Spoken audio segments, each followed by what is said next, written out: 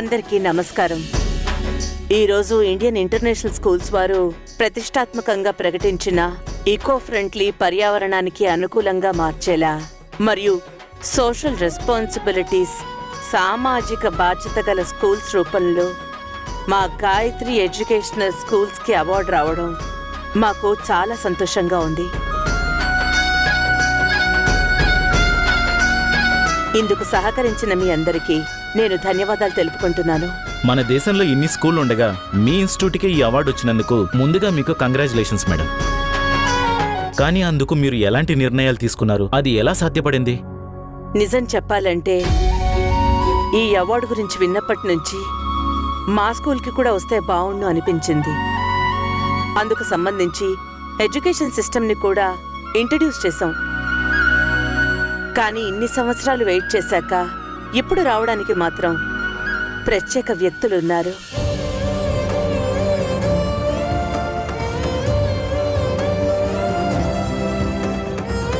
వాళ్ల వల్లనే ఇది సాధ్యపడింది. నేను ఇంట్రడ్యూస్ చేసిన విధానాలను మరింత మెరుగుపరిచి ముందుకు తీసుకెళ్లారు. అందుకు ముందుగా వాళ్లకి అభినందనలు. ఎవరు మేడం వాళ్ళు? రాధా మనోహర్ల భజన మళ్ళీ స్టార్ట్ చేయబోతుంది. ఏంటి కర్మ! వాళ్ళు ఎవరో కాదు, మా కంపెనీ ఎగ్జిక్యూటివ్ మెంబర్స్ అయినటువంటి మా రాధా మనోహర్లు.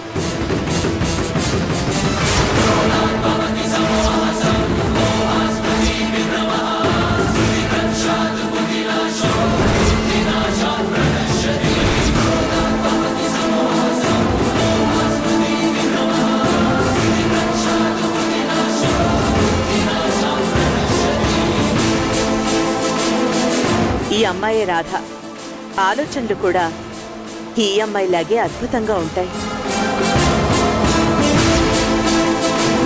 స్కూల్ పిల్లలకు పర్యావరణం విషయంలో అవగాహన కల్పించే విషయంలో తను అనుసరించిన పద్ధతులు చాలా కొత్తగా, పిల్లలు చక్కగా నేర్చుకోవాలి అనే తపన కలిగిస్తాయి.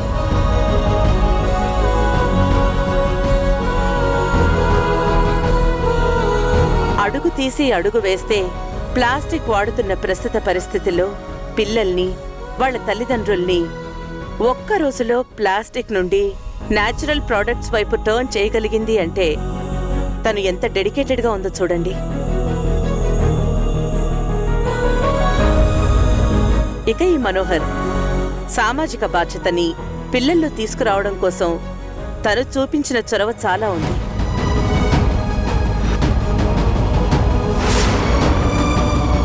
పిల్లలకి చదువు ఒక్కటే కాదు, దాంతోపాటు సోషల్ రెస్పాన్సిబిలిటీ ఉంటేనే ఆ చదువుకి ఒక అర్థమని భావించే వ్యక్తి. ఈ ఇద్దరి కృషి పట్టుదల వల్ల ఈరోజు ఇంత గొప్ప అవార్డు మాకొచ్చింది. రాధా మనోహర్, మాట్లాడండి.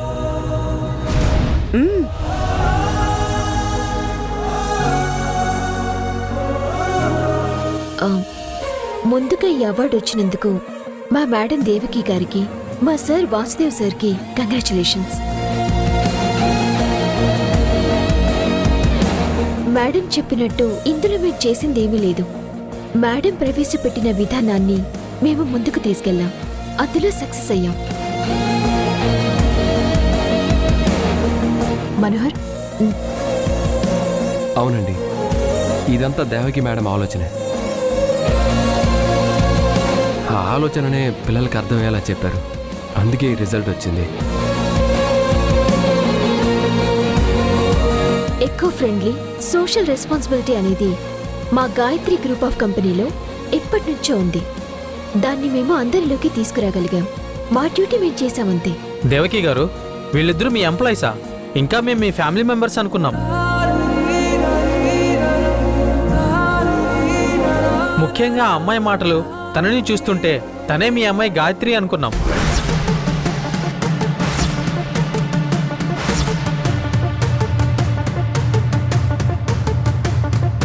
కావడానికైతే మా ఎంప్లాయీస్ అయిపోయారు గాని మా కుటుంబంతో కలిసిపోయారు. మేము కూడా వీళ్ళని ఎప్పుడూ ఎంప్లాయీస్గా చూడలేదు. మా ఫ్యామిలీ మెంబర్స్ లాగే చూసాం.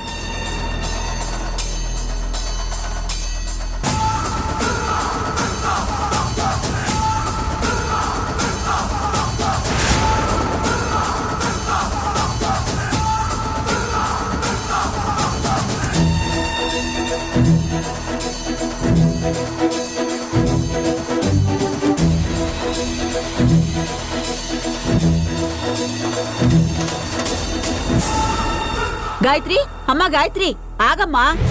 అమ్మా గాయత్రి, ఆగమ్మా, ఆగు. ఏమైంది తల్లి? ఏం లేదు నానమ్మ, కాస్త తలనొప్పిగా ఉంది, అందుకే వచ్చేసాను. సడన్ గా తలనొప్పి ఎలా వచ్చిందే? ఎందుకు రాదు నానమ్మ? మన స్కూల్కి అవార్డు వస్తే అది రాధా మనోహర్ల గొప్ప అన్నట్టు అమ్మ మాట్లాడుతుంది. అందువల్ల వచ్చిన వాళ్ళందరూ ఆ రాధని కూతురు అనుకుంటున్నారు. పోనీ అమ్మైనా నా కూతురు ఆ రాధ కాదు, ఈ అమ్మాయి మా గాయత్రి అని పరిచయం చేసిందా? అదే లేదు. ఇంకెందుకు రానమ్మా నేను అక్కడ ఉండడం? ఇన్ని రోజుల తర్వాత నేను ఈ ఇంటికి రాగలిగాను, కానీ నాకు ఐడెంటిఫికేషన్ మాత్రం లేదు. మీ అందరి మధ్య కూడా నేను అనాథలా ఫీల్ అవుతున్నాను. దీనికన్నా నేను ఇక్కడికి రాకుండా ఉన్నా కూడా బాగుండేది. ఏం మాట్లాడుతున్నావే? లేకపోతే ఏంటి నానమ్మా, గుర్తింపు లేనప్పుడు ఎక్కడున్నా పెద్ద తేడా ఏమీ ఉండదుగా. అయితే నీ తలనొప్పి నేను తగ్గిస్తాను. రా రా.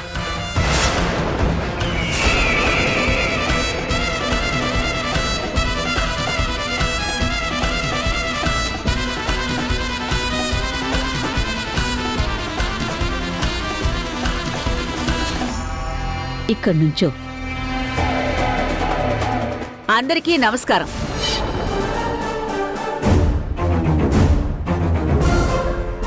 నేను వాసుదేవ్ గారి తల్లిని. ఈ అవార్డు వచ్చినందుకు నాకు చాలా ఆనందంగా ఉంది. ఈ సందర్భంగా మీ అందరికీ ఇంకో విషయం చెప్పాలి. ఈ అమ్మాయి నా మనవరాలు గాయత్రి, వాసుదేవ్ దేవకిల కూతురు.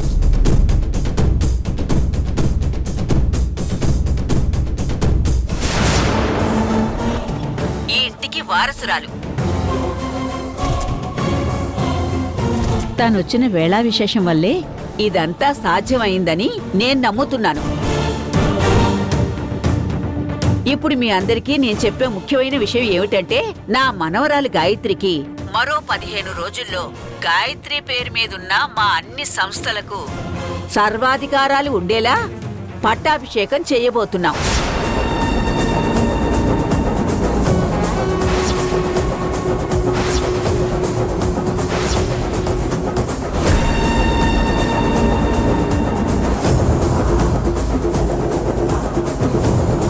పదిహేను రోజుల తర్వాత నుండి అన్ని కంపెనీల వ్యవహారాలు నా మనవరాలు గాయత్రియే చూసుకుంటుంది.